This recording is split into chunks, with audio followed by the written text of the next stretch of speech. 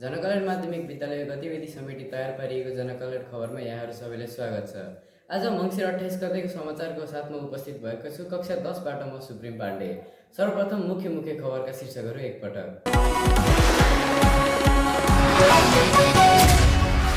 खेल सप्ताहको दोस्रो दिन आज पनि विभिन्न खेलकुदहरू सम्पन्न।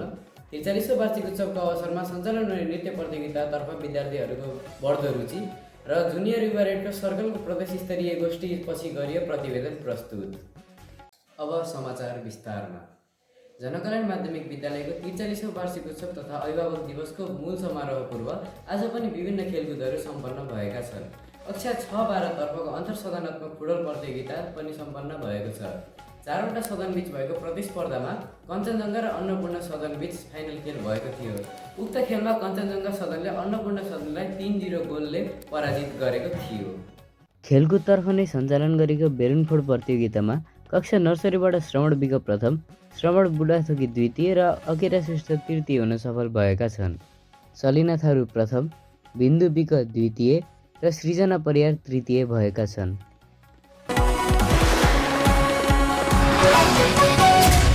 Nepal red cross society Lumbini प्रदेशद्वारा आयोजित तेस्रो प्रदेश स्तरीय जुनियर तथा युवा रेड क्रस सर्कलको गोष्ठीमा सहभागी भई विद्यालय फर्किएपछि कार्यक्रम तथा गोष्ठीबारे प्रतिवेदन जुनियर रेड क्रस सर्कलका अध्यक्ष सुप्रिम पाण्डेले प्रस्तुत गर्नुभयो।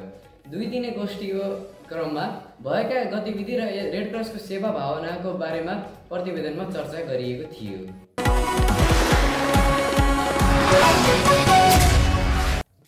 विद्यालयको 43औं वार्षिक उत्सवको अवसरमा हुने नृत्य प्रतियोगितामा भाग लिन विद्यार्थीहरूको निकै उत्साहित भएको पाइएको छ। अन्य खेल र बौद्धिक प्रतियोगिताभन्दा नृत्यतर्फ भाग लिन चाहने विद्यार्थीहरूको समूह धेरै भएपछि विद्यालयकी सांस्कृतिक क्रियाकलाप संयोजक सावित्री समरे भन्नुहुन्छ।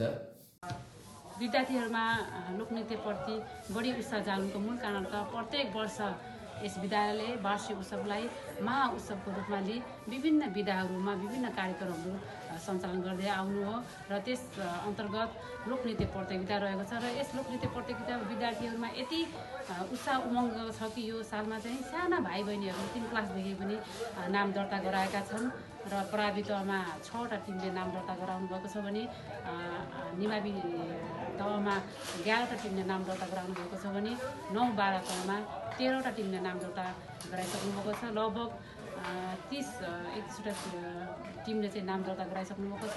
टिम धेरै भएकाले गर्दाखेरि भोलि हामीले छनौट राख्ने भएका छौँ।